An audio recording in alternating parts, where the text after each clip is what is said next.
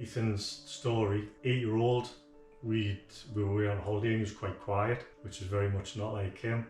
We ended up, he got toothache. We ended up taking him to the dentist. They said they didn't want it, there was a problem with the tooth, they didn't want to take it out with it being so young. A number of days later, it was still the same, still in pain. Took him back again, given him antibiotics. Yeah, we got a week of antibiotics. So we had a week of that, still no improvement. So we took him back to the dentist and they took the tooth out, but he'd also accumulated a lump in the roof of his mouth. They said that was an abscess and it would drain away as soon as the tooth was out. It didn't. He's still in some pain. Yeah, he didn't pick up. No, so we went back again and had a consultant had a look and had a different view, sent us to hospital. And they agreed that it needed draining ASAP before it covered his airways. And on the night time he went down to theatre, they cut into it and said that it wasn't an abscess and it was a benign tumour. Wanted to do some tests, trying to get a tap in his arm, and he'd literally not eaten for that 4 weeks. So there was nothing on his little body, trying to get the tap in. Got himself so upset and they took us to another room. Well, our worlds just crashed because we were just told it's straight aggressive. out it's a very aggressive cancer.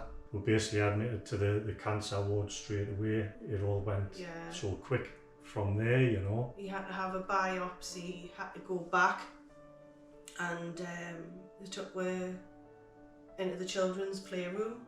It was quite daunting actually. Yeah. We knew we were in a bad position, but when you walk into a room with so many people there, and it was quite daunting that. And one thing I remember is my right knee was just shaking uncontrollably and I couldn't stop it.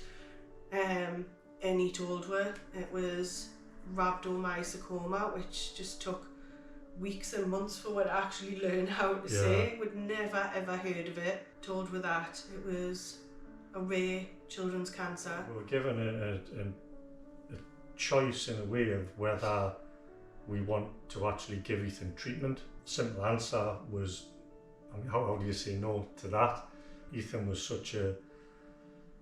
had so much courage and he was such a strong character. It's obvious we were going to give him the chance to fight. But we had months of it, months of chemo, and then we started with the radiotherapy. That was quite hard because they'd applied for proton, but they admitted they knew the proton was going to get rejected because the tumour had, Ethan had lost that much weight. His face to us he had all this skin, but unbeknown to us, the tumour was the size of an orange in his face and it ate through his cheekbone and was pushing against his skull and it ate the top of the skull. So then when we had the MRIs, he had fragments in his lungs, his bone marrow, and he had a huge tumour attached to his spine as well. His courage was unbelievable. 8-year-old. But then we got to, we were just finishing chemo, going through all his treatment basically, we're just coming to an end really, and he started to we brought him home for a few days and he wasn't eating a few days at home and he wasn't himself. So we ended up going back in and that was the start of 11 weeks in hospital. Yeah, they got to the point where he wasn't getting any better. He was in there for a 3-month stint and we just kept trying everything to get him to eat. But then I'd taken him to the toilet overnight, when he was sort of stood there and said, well, turn the tap on and where's the tap, Daddy? Yeah, and then I said, right, dry your hands, and he said, well, where is it? And I said, are you okay? Anyway, doctors got them involved and what have you. We realised he lost his sight, and from there it was mass panic. It was MRIs and it was. Yeah, he took him to the opticians in the RVI. Within the hospital, and they were concerned. So we actually had to wait till the Monday. And they confirmed that the rhabdo hadn't left. They were totally confused and it had covered all 3 layers of his brain. You know, it's worse than we thought and he's not going to have much time left, unfortunately. So they gave her the option to stay in palliative care or come home, and we said come home, but he said he's always wanted to go to London and he hadn't. Yeah. So just before his birthday we took him to London, but we had a bit of a scare while we were there and we had to ring the RVI, and they had the Children's Hospital in London on standby with a helicopter to bring him home because they knew that we didn't want him to pass there. So we got home. And unfortunately he passed away on the 5th of August. We had him in our bedroom and we went up to bed and the five of them were just watching a film, and his breathing just started to get shallower and shallower, and yeah.